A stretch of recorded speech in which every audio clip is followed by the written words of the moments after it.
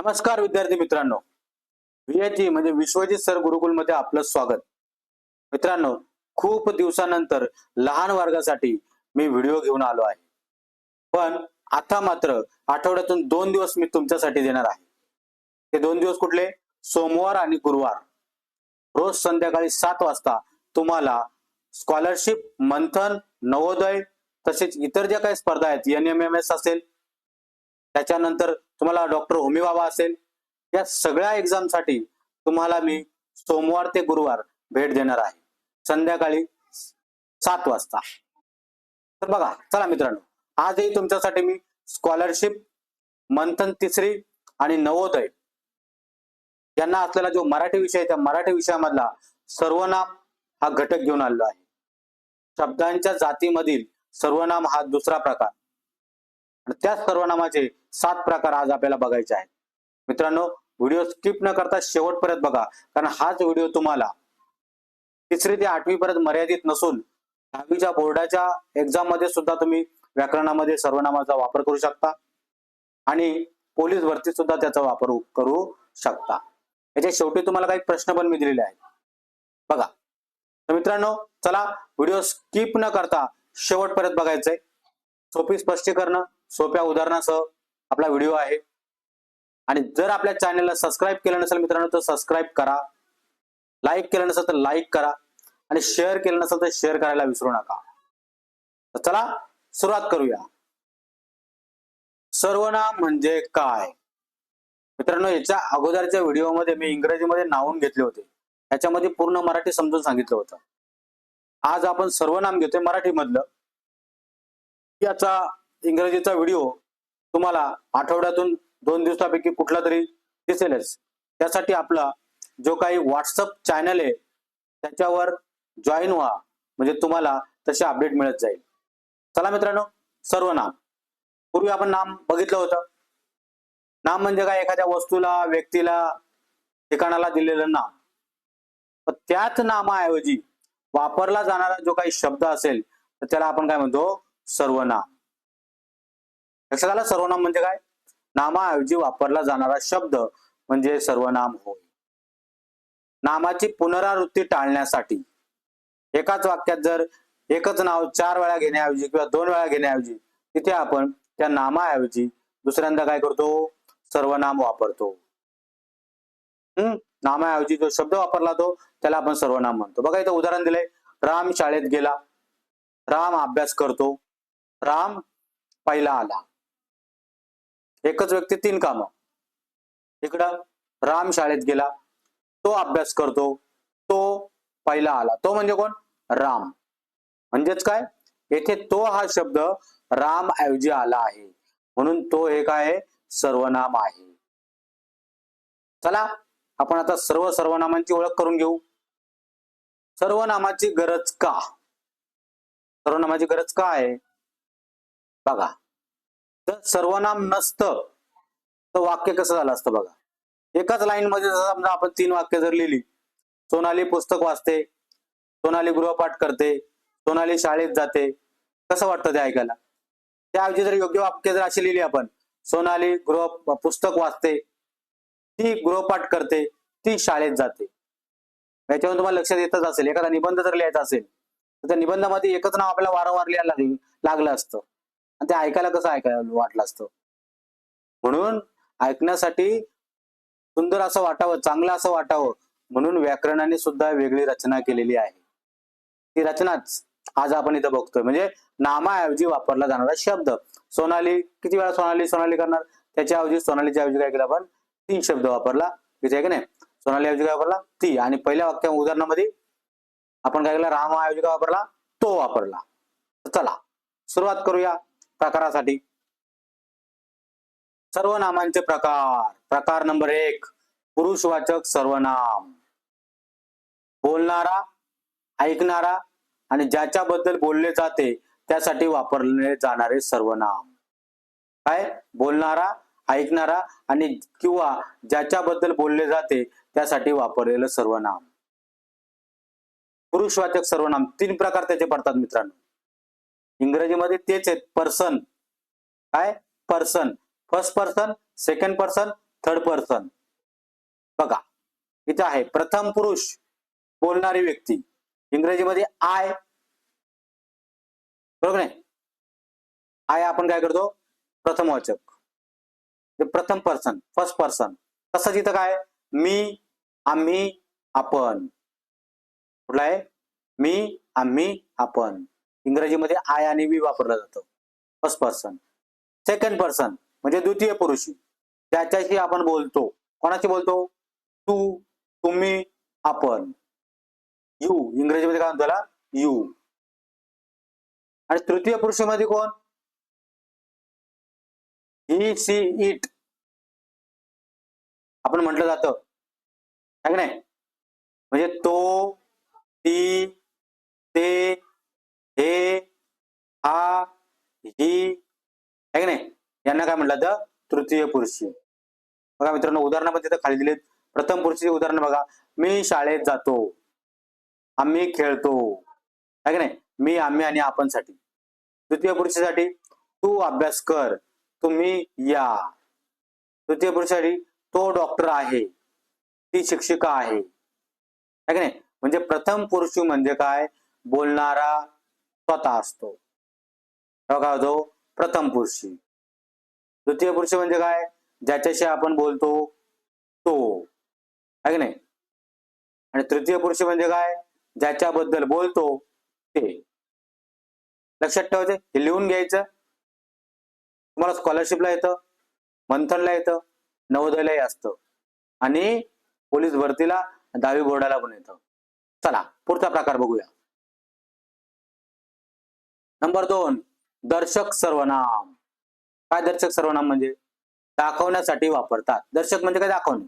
दर्शक दाखवणे, काय दाखवण्यासाठी, हा, ही, हे, तो, ती, ते. उदाहरण बघा, हा माझा मित्र आहे, आपण मित्र दाखवतो, हा, हा म्हणजे दाखवला, कोण झाला, दर्शक वाचक. ही माझी बहीण आहे, ही कोण आहे, माझी बहीण आहे, म्हणजे ही कोण झाला, दर्शक वाचक. दर्शक सर्वनाम इथे दिलेले आहे. त्यानंतर पुढचं आहे प्रश्नार्थक सर्वनाम. प्रश्न विचारण्यासाठी वापरतात तो सर्वनाम. म्हणजे कुठला, कोण, काय, कुणी, कोणता, ज्याच्यामध्ये प्रश्न विचारलाय. कोण आला, कुणी सांगितलं, कोणाला मारले, आहे की नाही, काय आहे, हे काय झाले, याच्यामधले जे काय कोण, काय, कुणी, कोणता, हे काय झालं, प्रश्नार्थक सर्वनाम. चला उदाहरणं बघू, म्हणजे अजून आपल्याला लक्षात येईल. बघा, दर्शक सर्वनाम दाखवण्यासाठी, ही माझी आई आहे, हे माझे पुस्तक आहे, तो डोंगर उंच आहे, दाखवतो ना तो डोंगर, समोरचा डोंगर, तो डोंगर, ते घर मोठे आहे, हा रस्ता पुण्याला जातो. जायचं का मग बसून, हा रस्ता पुण्याला जातो म्हणजे काय, तो रस्ता आपण दाखवतो, म्हणजे काय, दर्शक.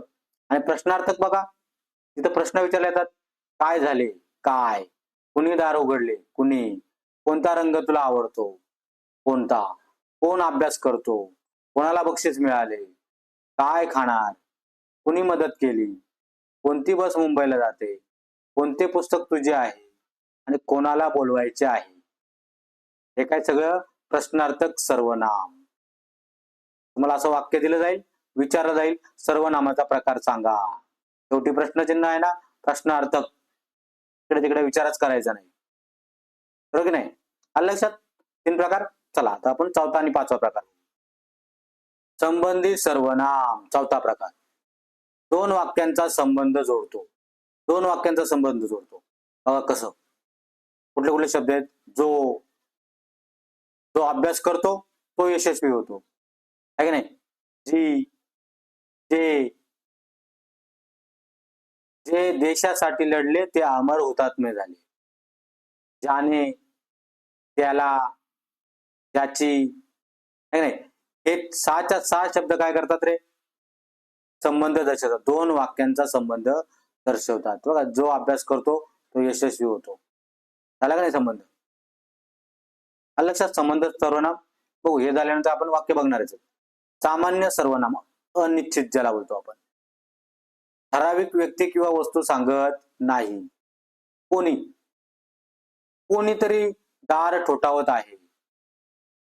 बघा, कोणीतरी दार ठोठावत आहे. याच्या पुढे प्रश्नचिन्ह नाही. प्रश्नचिन्ह नाही म्हणजे याचा अर्थ तो काय आहे? सामान्य किंवा अनिश्चित सर्वनाम आहे. प्रश्नचिन्ह येणार नाही. लक्षात ठेवा. नाही तर बोलाल इथं कोणी आहे, मग तिथं पण आपण बघितलं तिथं पण कोणी होतं. तो कोणी आणि हा कोणी वेगळा. तो प्रश्न स्वरूपात आणि हा तुम्हाला वाक्य स्वरूपात दिलेला आहे. सामान्य अनिश्चित सर्वनाम. कुणीतरी, त्याच्याबद्दल काही माहितच नाही. काही, मला काही दिलं, तुला काही दिलं, तुला काही ठेवलं, काही नाही. म्हणजे इथे कुठल्याही पद्धतीची ठराविक असं माप नाही. कोणीतरी, एखादा, एखादा कोणतरी आहे नाही. बघा, कोणीतरी दार ठोठावत आहे म्हणजे इथे काहीच निश्चित नाही. चला आता दोघांचा संबंध आपण वाक्यामध्ये बघू. बघा, तुम्हाला समजण्यासाठी मी 10 उदाहरणं घेऊन आलोय. संबंध, जो अभ्यास करतो तो यशस्वी होतो. जी मुलगी मेहनत करते ती पहिली येते. जे पेराल ते उगवेल. जे ते संबंध दाखवला की नाही. ज्याने मेहनत केली त्याला यश मिळालं. त्याला ज्ञान असते तो नम्र असतो. त्याची इच्छा प्रबळ असते तो यशस्वी होतो. जो प्रामाणिक असतो तो सर्वांना आवडतो. जी वेळ गेली ती परत येत नाही. आणि जे विद्यार्थी नियमित येतात ते चांगले गुण मिळवतात. त्याने पुस्तक वाचले त्याला माहिती मिळाली. आहे की नाही. म्हणजे दोन वाक्यांचा संबंध दर्शवण्याचं काम या शब्दांनी केलेलं आहे. जे ते, तो, त्याने त्याने, त्याला त्याला, आहे की नाही, अशा पद्धतीचा संबंध दर्शवलेला आहे. सामान्य अनिश्चित सर्वनाम, त्याचं काहीच माहिती नाही. कोण आहे निश्चितच नाही. कोणी दार ठोठावत आहे, कोणतरी दार ठोठावत आहे. कोणीतरी मला हाक मारली, माहिती नाही. काही विद्यार्थी आले नाहीत. काही म्हणजे किती दिले का माहित नाही. कोणीतरी माझी पेन घेतली, कोणीतरी माझा पेन घेतला असेल, माहिती नाही. एखादा प्रश्न कठीण असतो, माहित नाही कुठला प्रश्न कठीण आहे. एखादा कुठला तरी कठीण असतो. कोणी मदतीला आले. काही लोक बागेत फिरत आहेत. काही लोक काय करतायत, बागेमध्ये फिरत आहेत. कोणीतरी फोन केला, माहिती नाही कोणी केला. कोणीतरी खिडकी बंद केली. एखादी चूक सर्वांकडून होऊ शकते. कुठली चूक माहिती नाही. लक्षात आलं. संबंध आणि सामान्य सर्वनाम अनिश्चित. ओके, चला पुढचा प्रकार बघा. पुढचा प्रकार आत्मवाचक सर्वनाम. आत्मवाचक सर्वनाम स्वतःबद्दल सांगतो. आपण बोलतो आत्मविश्वास, स्वतःचा विश्वास, स्वतःबद्दलच सांगणे. स्वतःबद्दल सांगणे म्हणजे स्वतः आणि स्वतःच. उदाहरणार्थ, मी स्वतः गृहपाठ केला. मी स्वतःच गृहपाठ केला, मी स्वतः गृहपाठ केला. म्हणजे काय, इथे तुम्हाला आत्मवाचक सर्वनाम स्वतःबद्दल सांगणे. 7वा आहे परस्पर वाचक सर्वनाम. परस्पर संबंध दर्शवते. परस्पर संबंध दर्शवते म्हणजे काय, एकमेक, परस्पर, एकमेकांना बोलतो, एकमेकांना, परस्पर. दोन्ही मित्र एकमेकांना मदत करतात. परस्पर, है नाही. कुठला संबंध, परस्पर संबंध दर्शवला जातो. बघा, त्याची उदाहरणं घेऊ म्हणजे तुमच्या लक्षात अजून येईल व्यवस्थितरित्या.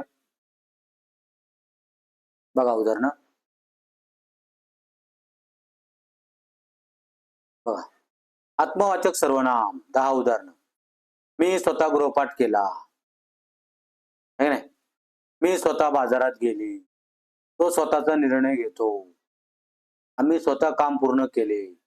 तुम्ही स्वतः पहा. मुलाने स्वतःचं चित्र काढलं. मी स्वतःच उत्तर लिहिले. तिने स्वतः स्वयंपाक केला. त्यांनी स्वतःच घर बांधले. विद्यार्थ्यांनी स्वतः प्रयोग केला. स्वतः, स्वतः आणि स्वतःच. परस्परवाचक बघा, दोन्ही मित्र एकमेकांना मदत करतात. परस्पर तिकडे मदत करतात. आम्ही परस्पर सहकार्य करतो. कोणाला माहितच नाही. परस्पर. भावंडे एकमेकांशी प्रेमाने वागतात. भावंडे कसे वागतात, एकमेकांशी प्रेमाने, है का नाही, एकमेकांशी. खेळाडू एकमेकांचे कौतुक करतात. विद्यार्थी परस्पर चर्चा करतात. म्हणजे परस्पर आणि एकमेकांवर हे दोन शब्द आले रे आले. बघा, दोघे एकमेकांना भेटले. मित्र एकमेकांवर विश्वास ठेवतात. सैनिक परस्पर सहकार्य करतात. शेजारी एकमेकांना मदत करतात. सर्व सदस्य परस्पर आदर राखतात. परस्पर आणि एकमेकांना असं आलं की तुम्हाला परस्परवाचक सर्वनाम असं लिहिता येईल. चला मग आता काय करूया, एक तुम्हाला माहिती घेतो, प्रश्नावली एक घेतो. बघा 10 महत्वाचे प्रश्न, व्याकरणाची पक्की तयारी, हे तर आलंच पाहिजे. कसं आहे बघा, नामाऐवजी वापरल्या जाणाऱ्या शब्दाला काय म्हणतात? सर्वनाम. आम्ही, मी, आपण ही कोणत्या प्रकारची सर्वनामं आहेत? पुरुषवाचक सर्वनाम. हा, ही, हे, तो, ती, ते हे कोणत्या प्रकारची सर्वनाम आहेत? दर्शक सर्वनाम. प्रश्न विचारण्यासाठी कोणत्या प्रकारचं सर्वनाम वापरलं जातं? तर प्रश्नार्थक सर्वनाम वापरलं जातं. जो, जी, जे, ज्याने, ज्याला हे कोणत्या प्रकारचे सर्वनाम आहेत? संबंध दर्शवला जातो. जो, तो आहे का नाही, जो, ज्याने. कोणी, कुणीतरी, काही, एखादा, माहितीच नाही, अनिश्चित, सामान्य, अनिश्चित. स्वतःबद्दल सांगतो, आत्मवाचक. एकमेक, परस्पर, हे दोन शब्द जर आले तर काय? परस्परवाचक सर्वनाम. सर्वनामाचे मुख्य कार्य काय आहे? नामाची पुनरावृत्ती टाळणे. आणि मराठी भाषेत एकूण सर्वनामाचे किती प्रकार आहेत? तर 7 प्रकार आहेत.